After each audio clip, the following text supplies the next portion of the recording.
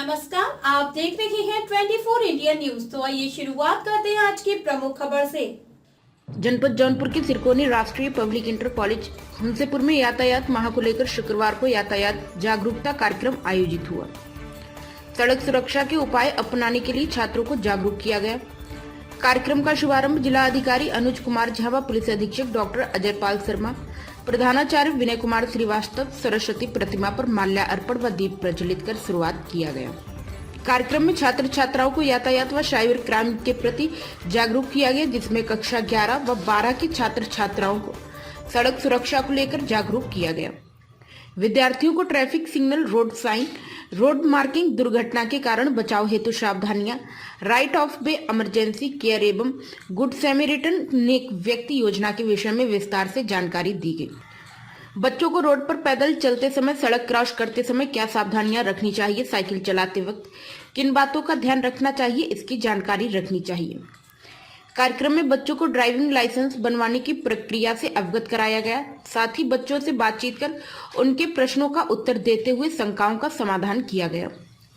जिला अधिकारी अनुज कुमार झा ने कहा कि यातायात नियम का पालन करने से जान बच सकती है, लोग अपंग होने से बच सकते हैं। हर दिन देश में लाखों लोग हादसे का शिकार होते हैं। इसके पीछे सबसे बड़ी वजह ट्रैफिक नियमों की अनदेखी ही उजागर होती है। कम रफ्तार नियमों का पालन ही सुरक्षित जिंदगी देता है।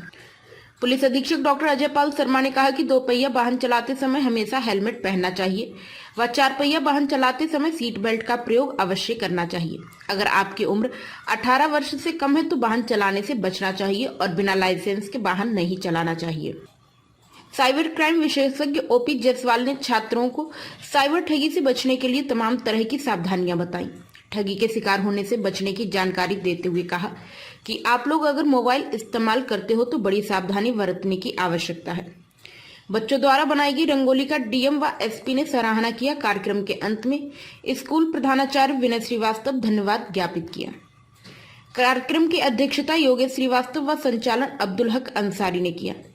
इस मौके पर सीओ ट्रैफिक देवेश सिंह, यातायात निरीक्षक जीडी शुक्ला, थाना अध्यक्ष जलालपुर राजेश यादव, साइबर क्राइम विशेषज्ञ ओपी जायसवाल, कृपाशंकर यादव, अंकित श्रीवास्तव, विवेक सिंह, गौरव श्रीवास्तव सहित स्कूल के अध्यापक अध्यापिकाएं उपस्थित रहे।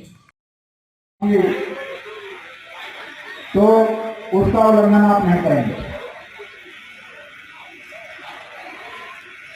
इसके महत्वपूर्ण है कि आप सब स्कूटी से चलते हैं, साइकिल से चलते हैं, मोटरसाइकिल से आप लोग चलते हैं।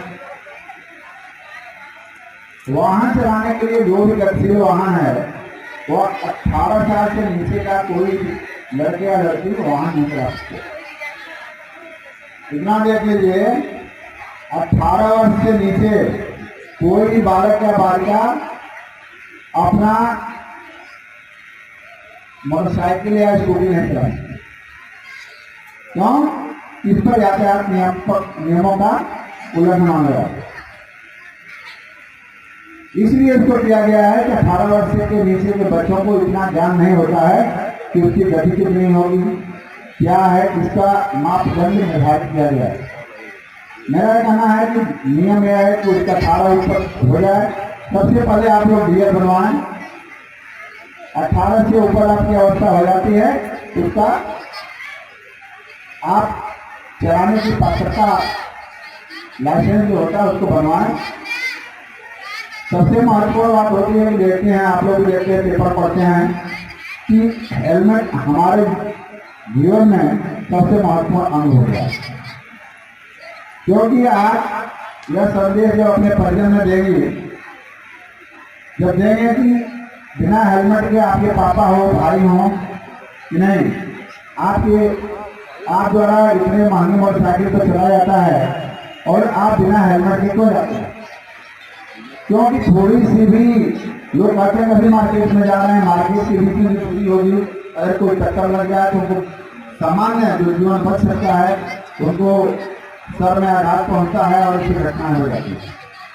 हमारे जीवन का ये समझ जाइए कि आप अपने घर पर परिवार में रहते हैं तो उसको प्रत्येक सदस्य को, आपका भाई हो, आपके पिता मजदूरी करने जाते हैं, नौकरी करने जाते हैं, तो यह आप संकल्प लीजिए आज के दिन में कि उनको सबसे पहले बिना हेलमेट के घर से बाहर नहीं करना चाहिए।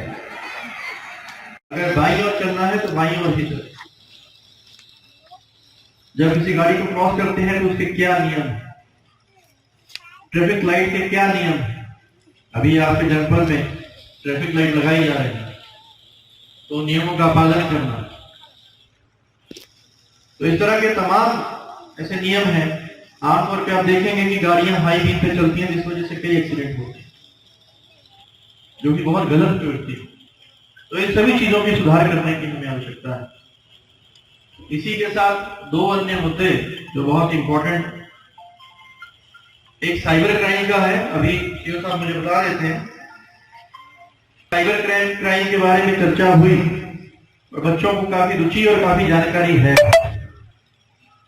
तो हमारा उद्देश्य ये है आपको बताना कि प्रिवेंशन सबसे ज्यादा जरूरी है।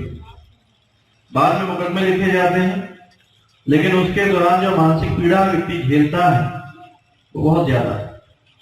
आजकल फोन, लैपटॉप, टैबलेट्स, इलेक्ट्रॉनिक्स हमारे जीवन का इतना अभिन्न हिस्सा बन चुके हैं कि शायद ही कोई व्यक्ति इससे अछूता हो। तो इसलिए इसके यूज को, सेफ यूजर्स को समझने की बहुत आवश्यकता है।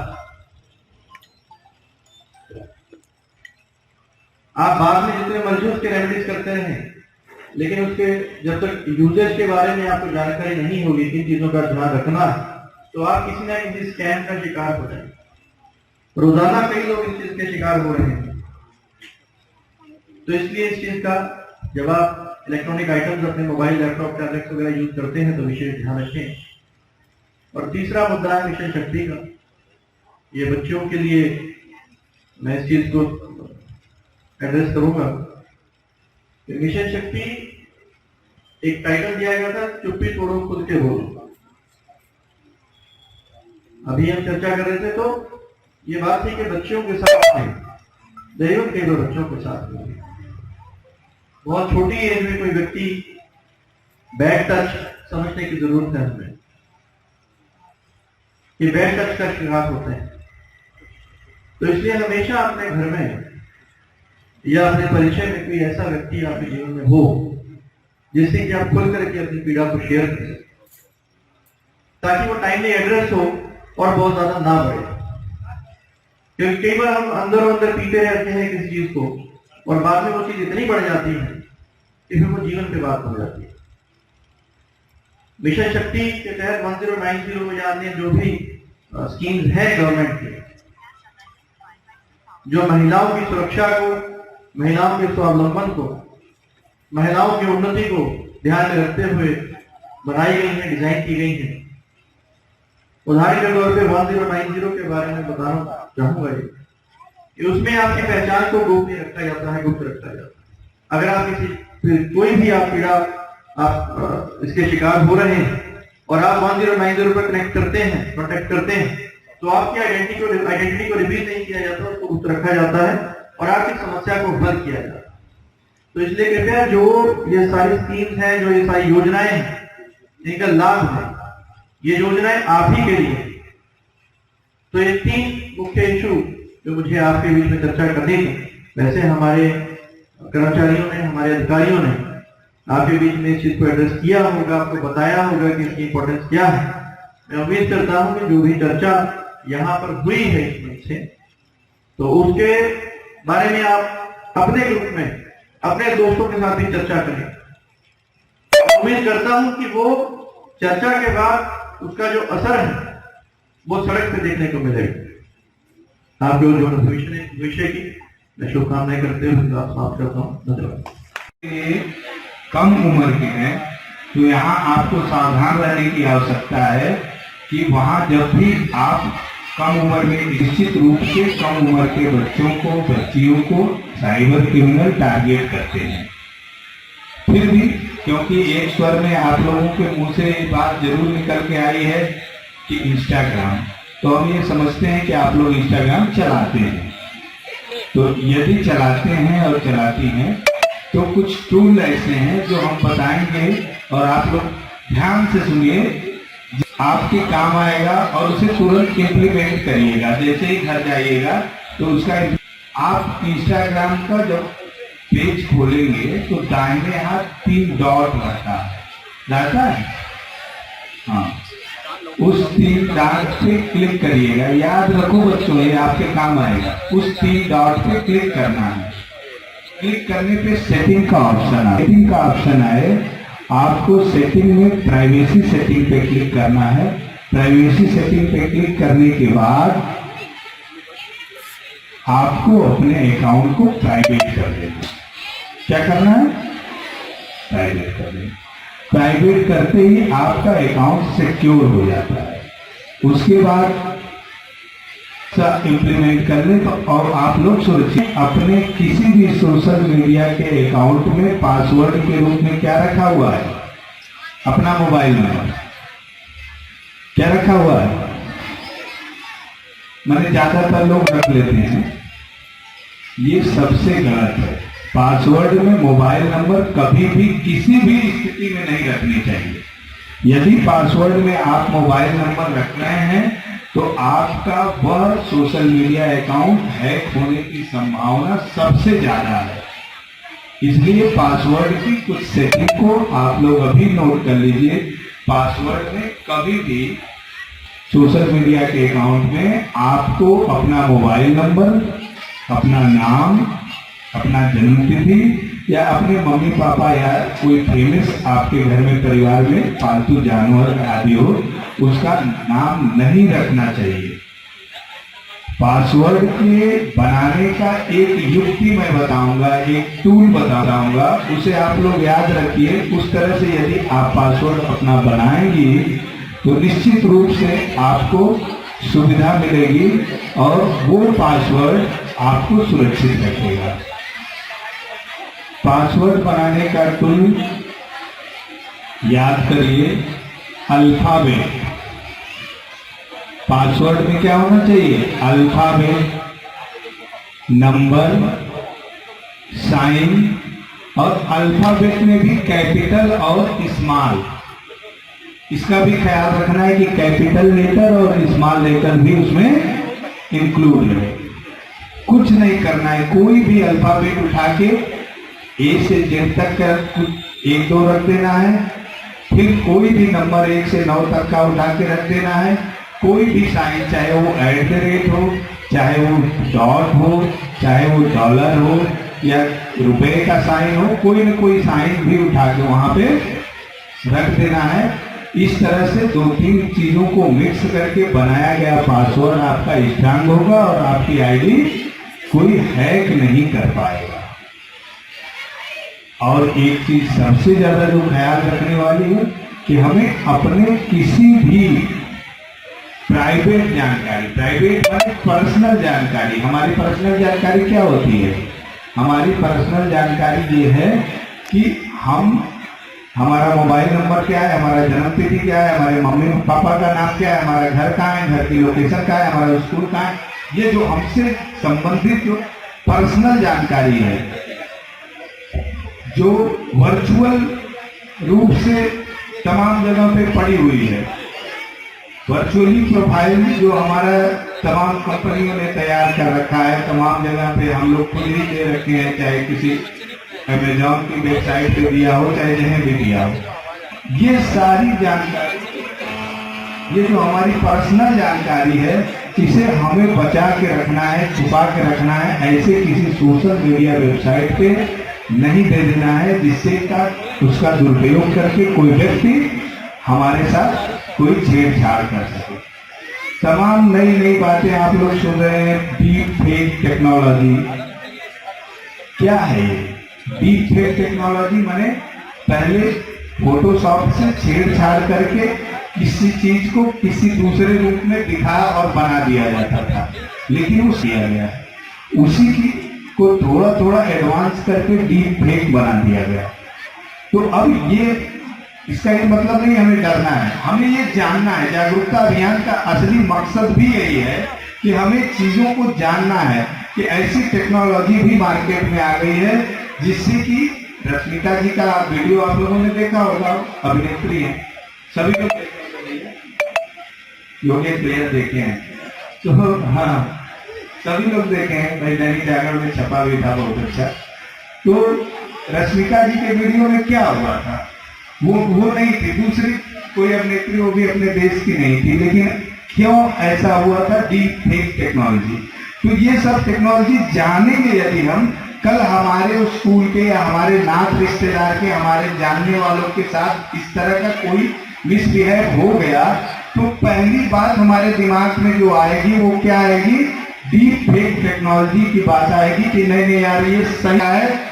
माने हम किसी को ट्रोल नहीं करेंगे, किसी की ट्रोलिंग करने से या ट्रोलिंग यदि होने जा रही है तो तुरंत हम दूसरे को समझाएंगे कि नहीं इस तरह की चीजें बनी हुई है, इस तरह की टेक्नोलॉजी। खड़े हो जाओ। कहते कि 6th क्लास के बच्चे इतने मुखर हो गए, कुछ अपने रख पा रहे हैं बातों को, और उसको साइबर पता है, ये टॉपिक जानता है, ये अपने आप में बड़ी बात है। ठीक है, अब बच्चे की रिक्वेस्ट है, आप लोगों को ओवरराइड करके हम बच्चे शुरू करेंगे। साइबर से शुरू करते हैं। साइबर से आप लोग क्या समझते हैं, कोई बता सकता है? बड़े बच्चे, साइबर उस टेक्नोलॉजी को कहते हैं जिसमें किसी भी मशीनी उपकरण का इस्तेमाल इंटरनेट के साथ किया जाता है। जैसे मोबाइल प्लस इंटरनेट साइबर हो गया। आपने दुकानों पे जहां शॉपिंग करने जाते होंगे वहां एक मशीन देखी होगी जिससे बिल काटा जाता है, पर्ची निकल के आती है, वो भी एक साइबर का उपकरण है। कंप्यूटर, वो भी एक साइबर का उपकरण। ये जो जहां भी एक इलेक्ट्रॉनिक इंस्ट्रूमेंट होगा और इंटरनेट जहां दोनों मिल जाएंगे वहां वो साइबर हो जाएगा। अब साइबर क्या है? दो धारी तलवार है। जैसे हर कोई चीज होती है, चाकू से आप फल भी काटते हैं, चाकू से हाथ भी कट जाता है, ऐसे ही साइबर है। साइबर से आप अच्छे अच्छे काम भी करते हैं, आप ऑनलाइन ट्रांजैक्शन कर लेते हैं, पेमेंट कर देते हैं, अपनी सोशल मीडिया की प्रोफाइल बना लेते हैं, टिकट बुक कर देते हैं। ऐसे ही साइबर से जो जिनका दिमाग थोड़ा सा दूसरी तरफ चलता है, नेगेटिव चलता है, वो लोग इसको दूसरे तरीके से इस्तेमाल करते हैं, वो इसको क्राइम करने के लिए इस्तेमाल करते हैं। अब साइबर से क्राइम कैसे होता है आपको अभी हमारे साइबर एक्सपर्ट बता भी रहे थे। मैं छोटा सा शॉर्ट में आपको एक एग्जांपल देकर बताऊंगा। आपने फाइनेंशियल स्कैम बता दिया, किसी को समझ आ गया फाइनेंशियल स्कैम कैसे होता है? जैसे आपको फोन आया, बोला मैं हॉस्पिटल में हूं, आपके पापा को एक्सीडेंट हो गया है, मैं इलाज करा रहा हूं, आप पेमेंट करने के लिए 2000 रुपए, मैं आपको एक QR कोड भेज रहा हूं, उसको स्कैन करके 2000 रुपए उनके मेडिकल वाले को या डॉक्टर के अकाउंट में ट्रांसफर कर दीजिए। आप उस समय पे इतनी हड़बड़ी में होते हैं, पहले तो आपके ही किसी रिलेटिव का एक्सीडेंट हो गया, आप सोच विचार करने की क्षमता नहीं रखते उस समय, फिर आपके आसपास कोई होता नहीं है तो एक अर्जेंट फीलिंग आती है तुरंत कि नहीं ये काम तो तुरंत करना है, तो वो काम करने के लिए आप तुरंत मोबाइल निकाल के कर देते हैं। तो आपकी 3 चीजों का इस्तेमाल उसने किया। एक तो उसने आप फॉल्स इंपर्सोनेशन किया, मतलब वो आपको नहीं जानता था, आप उसको नहीं जानते थे, लेकिन बहरूपिया बनके किसी आपके रिश्तेदार का या किसी जानकार का उसने नाम लिया, अपनी पहचान वो बताई, तो इससे क्या हुआ? इंपर्सोनेशन फ्रॉड हो गया। इंपर्सोनेशन का मतलब बहरूपिया बन जाना, कि मैं मेरी जगह कोई और आ जाए, मेरा नाम मेरी आइडेंटिटी इस्तेमाल करके बोले कि मैं ये बोल रहा हूं। एक तो इंपर्सोनेशन हो गया। दूसरा क्या हुआ? दूसरा हुआ अर्जेंसी। आपके अंदर समय का अभाव उसने पैदा करके एक अर्जेंसी क्रिएट कर दी कि आपको ये काम तत्काल करना, सोच विचार का समय नहीं है, अगर आप पैसे नहीं भेजेंगे तो डॉक्टर इलाज करने से मना कर देगा, तो इस सेंस ऑफ अर्जेंसी क्रिएट कर दी। और फिर तीसरा हो जाता है कि आपको एक फॉल्स QR कोड भेजेगा, उसके नीचे डॉक्टर का नाम लिखा होगा, आपको लगेगा हाँ डॉक्टर साहब का नंबर है, डॉक्टर साहब का अकाउंट है, आप तुरंत भेजेंगे। पैसा किसके अकाउंट में जाएगा? किसके? साइबर क्रिमिनल के। कुछ समझे? एक छोटी सी चीज आप लोगों की एज में बहुत होगी, आप जब भी गूगल पे करते हैं, फोन पे करते हैं, मोबाइल से पेमेंट करते हैं, तो सामने QR कोड रखा होता है दुकान पर। एक नया स्कैम चला है कि दुकान वाला तो पीछे खड़ा होता है काउंटर के, QR कोड सामने लगा होता है, तो चोरी छुपके कोई भी आएगा और उस QR कोड के सामने एक नया QR कोड रख जाएगा। दुकान वाले को भी पता नहीं चलेगा और पेमेंट करने वाले को भी पता नहीं है कि किसका है। 2-4 घंटे के लिए वो अपना छोड़ के चला जाएगा, आप स्कैन करके पैसा भेजे जा रहे हैं, पैसे भेजे जा रहे हैं, दुकान वाले को लग रहा है पेमेंट हो गई, बाबूजी दिखा देंगे कि हाँ ये इतने पैसे आपके अकाउंट में ट्रांसफर हो गए। 4 घंटे बाद पता चलेगा कि वो जितना भी पैसा भेजा गया वो सारा का सारा एक दूसरे वाले QR कोड के अकाउंट में गया। ठीक है, तो आप क्या इंश्योर करेंगे ऐसे में? आप पूछ लेंगे, स्कैन करते ही नाम आएगा दुकानदार का, बोले भैया अनिल श्रीवास्तव, हाँ जी, वो कंफर्म बताएगा आपको कि हाँ ये मेरा अकाउंट है, मेरी दुकान का नंबर है, तब आप पेमेंट शुरू करेंगे। रोड पे कैसे सेफ रहा जाए उसको लेकर के पूरे महीने का एक कार्यक्रम चलता है और उसमें बाकी और भी इसमें काम होते हैं इस महीने में, और इस विषय पे ध्यान दिया जाता है कि रोड पे कैसे हम लोग एक्सीडेंट को कम कर सकें, क्योंकि जैसे कप्तान साहब बता रहे थे, एक बहुत बड़ी संख्या रोजाना अगर हम पूरे भारतवर्ष में देखें, बहुत सारे लोग रोड पे एक्सीडेंट में, दुर्घटना में उसकी डेथ हो जाती है रोजाना। जैसे कितने बच्चों को याद है कि आज से करीब 6 महीने या 7 वर्ष पहले एक प्लेन एक्सीडेंट हुआ था नेपाल में, याद है किसी को? देखा था किसी ने खबर? नहीं देखा था, किसी ने नहीं देखा था खबर। पीछे 1-2 बच्चे हाथ उठा रहे हैं, उठाओ, कोई डरने की बात नहीं है। हाँ देखो, कुछ बच्चे उठा के तुरंत दवा पे ले रहे हैं, कुछ 4-5 बच्चे हाथ उठा रहे हैं जिन्होंने खबर देखी थी। मेरे ख्याल से सबने देखी होगी, एक नेपाल काठमांडू के आसपास जो एक प्लेन गिर गया, छोटी प्लेन थी, 70-72 सीट की प्लेन, उसमें इंडिया के भी लोग थे, काफी अपने तरफ से काफी बच्चे बने अपने और उनसे डेथ हो गई। मैं ये बात आप लोगों को इसलिए बता रहा हूँ कि देखो 1 साल पहले 72 आदमी मरा था उस प्लेन में, तो हम सबको याद है, लेकिन रोजाना इंडिया के रोड्स पे कुछ नहीं तो 1000 लोगों की डेथ होती है रोजाना। ये किसी को याद नहीं रहता है, कोई नहीं ध्यान देता। तो ये कितना ये इम्पोर्टेंट विषय है, आप इसी से समझ सकते हो कि रोजाना लगभग 1000 लोग, और जिसके घर में एक आदमी की मृत्यु हो जाती है एक्सीडेंट में असमय किसी वजह से, तो उनके लिए बहुत पेनफुल हो जाता है। अपने घर के किसी व्यक्ति के बारे में सोच के देख के बहुत ही पेनफुल हो जाता है, किसी का भी ना। तो इसलिए बहुत ही महत्वपूर्ण है कि हम लोग इस विषय पर न सिर्फ बात करें, बल्कि हम ऐसा कुछ करें जिससे कम से कम हम सुरक्षित रह सकें और हमारे परिवार के लोग सुरक्षित रह सकें। यहाँ छोटे छोटे बच्चे भी हैं, और मैं समझता हूँ सबके घर में पापा या चाचा या कोई ना कोई बाइक चलाते होंगे, तो उनसे इस बात की थोड़ी जिद करें कि सब लोग हेलमेट पहन करके ही बाइक चलाएं, या बाइक पे कोई पीछे भी बैठ रहा है, जैसे बच्चे भी बैठते हैं, आमतौर पर देखा जाता है कि वो हेलमेट नहीं लगाते हैं। और बाइक पर जब भी बाइक से गिरकर डेथ होती है, एक्सीडेंट होती है, तो उसका एक ही कारण होता है कि सर में चोट लग जाती है। तो अगर हेलमेट पहने रहेंगे तो काफी संभावना है कि उतनी गंभीर चोट नहीं लगेगी सर में और जान बच सकती है। तो अपने घरों में जो भी आपके पापा या भैया या चाचा कोई भी जो बाइक चलाते हैं, उनसे रिक्वेस्ट करें कि बिना हेलमेट के ना चलें। और जैसे जो इधर बच्चियां मुझे बैठी हुई दिखाई दे रही है, ज्यादातर बच्चियां ही हैं, इधर लड़के भी है कोई? इसमें लड़के नहीं है, सब लड़कियां बैठी हुई। तो अब आप लोग उस उम्र में जा रही हो जहाँ पे सब लोग इंसिस्ट करते हैं धीरे धीरे कि हमको स्कूटी चाहिए, देखा देखिए एक दूसरे के, या घर में अगर स्कूटी या बाइक है उसको ट्राई करना चलाने का। तो ये ना करें, जब तक आप 18 साल से ऊपर के नहीं होते तब तक कोई भी वाहन चलाना अवैध है। इस पर बहुत भारी जुर्माना लगता है, 25,000 रुपये का जुर्माना लगता है। और हमने अपने जो हमारे ट्रैफिक इंस्पेक्टर हैं और सीओ ट्रैफिक हैं और जो ट्रांसपोर्ट डिपार्टमेंट के ऑफिसर हैं, उन सबसे ये कह रखा है कि भाई ये जहाँ भी बच्चे, स्कूली बच्चे बाइक लेकर या स्कूटी लेकर के स्कूल आते हैं 18 साल से कम की उम्र में, उसमें खूब कार्रवाई करें। एटलीस्ट वो कार्रवाई करके 25,000 रुपये का जुर्माना लगा करके और उनके गार्जियन को चालान भेजा जाए, ताकि सबके लिए एक संदेश जाए कि ये काम हम लोगों को नहीं करना। क्योंकि जब हमको लगता है कि बहुत थ्रिल है बाइक चलाने में, लेकिन इस वक्त जो है हमारी कैपेसिटी उतनी नहीं होती है, उतना हम बैलेंस नहीं बिठा पाते कहीं ना कहीं। और अगर गाड़ी के साथ आप पूरा बैलेंस नहीं बिठाए, कोई भी गाड़ी है, तो वो एक जानवर की तरह है, वाइल्ड एनिमल की तरह है, और वो अनकंट्रोल हो जाता है और उससे फिर एक्सीडेंट होती है। और ज्यादातर वो आत्मघाती होता है, खुद के लिए नुकसानदेह होता है, कई बार जान चली जाती है। तो इस चीज से सबको बचना है। और खुद जो है जब तक आप 18 साल के ना हो तब तक बिल्कुल भी मत सोचिए कोई भी स्कूटी चलाने का या कुछ चलाने। ये एक इम्पोर्टेंट मैसेज आप लोगों के लिए है, अपने घर वालों को भी आगाह करिए। बाकी साइबर सेफ्टी के बारे में एसपी साहब ने बताया आपको, आपके लिए तो साइबर सेफ्टी यही है कि भाई अभी मोबाइल जितना दूर रह सके।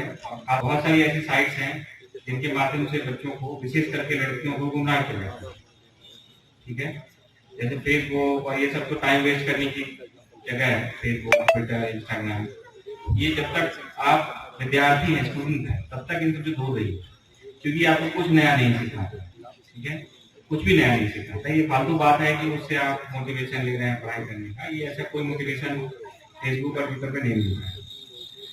जिसको मोटिवेशन है वो मोटिवेशन खुद से आता है, माँ बाप से आता है, गुरुजनों से आता है।